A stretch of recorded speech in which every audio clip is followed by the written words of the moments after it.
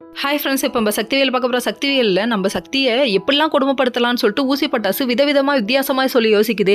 இது எங்கேயோ கேள்விப்பட்ட மாதிரி இல்லை ஏங்க, 90s கிட்ஸுக்கெல்லாம் தெரியுமே. இது விளம்பரங்க. விதவிதமாக வித்தியாசமானு சொல்லிட்டு ஏதோ பட்டு புடவையோ நகையோ வருமே, இருக்கலாம். இப்படி ஒரு விளம்பரத்தை தூக்கி இங்கே போட்டாங்க. சரி, வெயிட் பண்ணி பார்ப்போம் என்ன நடக்குதுன்னு. பார்த்தா டிஃப்ரெண்ட்டாக வேறு ஆங்கிள்லாம் யோசிக்கிறான்டா. பின்றான்ப்பா அப்படிங்கிற மாதிரி இருக்குது. அந்த அளவுக்கு டார்ச்சர் பண்ணுறதே யோசிக்கிறாங்க. எப்படி டார்ச்சர் செய்வோம்னா, வெளியில் அம்மிகள் அரைக்கணுமா, இப்படி க்ளீன் பண்ணணுமா, இதெல்லாம் சொல்ல நீ எவ்வளோ டார்ச்சர் கொடுத்தாலும் என் பொண்டாட்டிக்கு நான் இருக்கேன் அப்படின்னு சொல்லிட்டு நம்ம வேலைமை வந்து நிற்கிறாரு. நான் க்ளீன் பண்ணி தரேன்னு இவர் க்ளீன் பண்ணி கொடுக்க, என்னம்மா அங்கே சத்தம், நான் பேச்சிக்கிட்டு இருக்கேம்மா அப்படிங்கிறாங்க. அதுக்கப்புறம் சரி பார்த்து வேலை செய்ய அப்படின்னு சொல்லிட்டாங்க.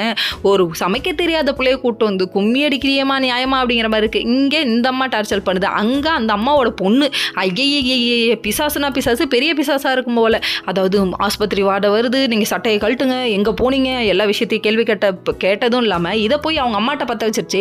இவங்க அம்மா சேரா எங்கடா போனேன், யாரோடா பார்க்க போனேன்னு சொல்லி முறைக்க, ஐயோ அதுக்குள்ளே போட்டு கொடுத்துட்டாலே, என்னடா இப்படி பண்ணுறா அப்படிங்கிற மாதிரி ஆயிடுச்சு. அதுக்கப்புறம் வந்துட்டு என்ன பண்ணுறது, அம்மாவுக்கு ஏற்ற பிள்ளை தாங்க இதுவும் அப்படிங்கிற மாதிரி. அது மட்டும் இல்லைங்க, நம்ம சேரனோட ரியாக்ஷன் இருக்கு. இந்த பிரபஞ்சத்தில் இவங்க மத்தியில் உசுரவை காப்பாற்றுறது பெரிய விஷயமா இருக்குடா சாமி அப்படின்னு சொல்லிட்டு அவரும் நினைக்க ஆரம்பிச்சாரு. இன்னொரு பக்கம் தேனு வந்து ஹெல்ப் பண்ண பார்த்ததுக்கு, நீ ஹெல்ப் பண்ணக்கூடாது, நீ போ, நீயே சம அப்படின்னு சொல்லிட்டாங்க. நம்ம ஊசி பட்டாசு இருக்கே, நான் மீன் ஊறுகாய் செஞ்சுட்டேன்னு எடுத்துகிட்டு போய் வைக்கிது.